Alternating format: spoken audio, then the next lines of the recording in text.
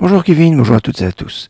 Nous allons un peu réfléchir sur les lois, sur les coutumes qui nous touchent dans cette période et les jours qui précèdent Tisha B'Av.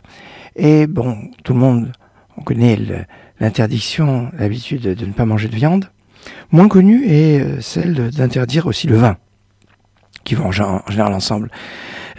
Simcha et la Babassar Vayahin, on parle de joie qui sont accompagnée de consommation de viande et de consommation de vin avec modération, bien évidemment. L'interdiction de manger de la viande comme de boire du vin part à partir de Rosh Chodesh Av. On ne rentre pas cette année dans le domaine de la discussion, est-ce que le jour de Rosh Chodesh on prend pas. Rosh Chodesh sera Shabbat, donc la question ne se pose pas, puisque même si le jour du 9 Av tombe Shabbat, on ne jeûne pas, et même ce jour-là on peut manger la viande qui est Shlomo Besha'ato, comme l'époque du roi Salomon à son époque.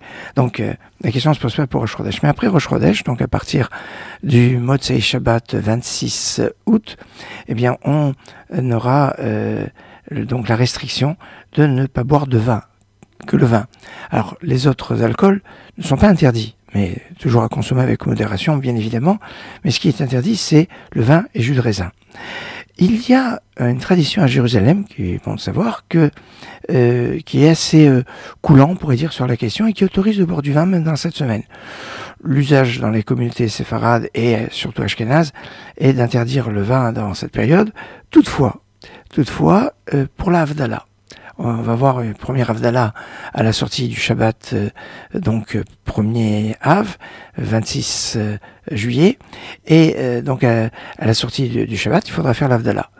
L'usage chez Sefaradim le plus commun est de le faire sur du vin, parce que c'est pas du vin qu'on prend pour la Simcha, mais pour la Havdalah.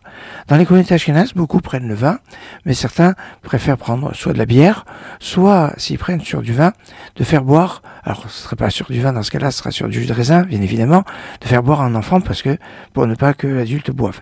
Mais beaucoup d'ashkénazim autorisent aussi, puisque c'est la continuité de Shabbat, de faire l'Havdalah sur le vin. En tout cas, pour les Sefaradim, la question ne se pose pas, on fait l'Havdalah sur le vin. La question va se poser la semaine d'après, la semaine où on va sortir du Shabbat Razon, le Shabbat avant Tisha B'Av, on va rentrer directement dans le jour de Tisha B'Av. Alors évidemment, comme on ne peut pas manger ni boire, on ne pourra pas faire l'Havdalah samedi soir.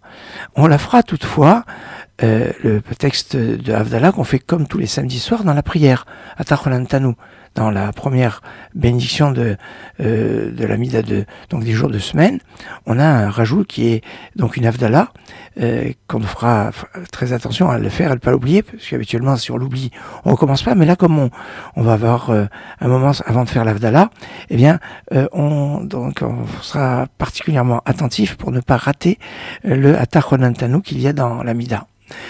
Et puis, après Shabbat, on fera la bénédiction sur la flamme, uniquement sur la flamme, parce qu'on peut la faire que le samedi soir.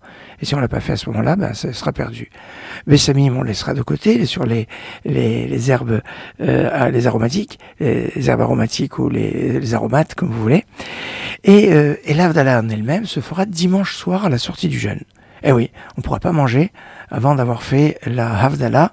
Eh oui, dimanche soir, sur le vin et Amavdi ben Golesh lechol, le texte de la séparation du Shabbat au Chol.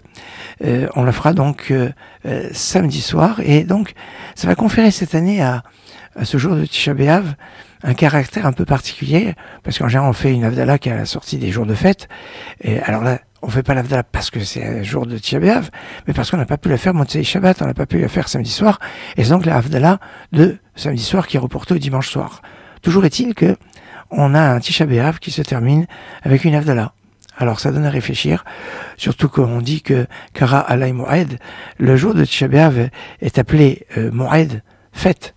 C'est un jour où on ne fait pas les supplications, parce qu'il est appelé à devenir un jour de fête quand le Mashiach va venir, et on l'espère que dès à présent, ou plus cette année déjà, eh bien, qu'il puisse avoir de bonnes nouvelles, et que Tisha B'Av se transforme dans ce qui doit se transformer, dans la perspective et dans l'espérance de la venue du Mashiach en jour de fête.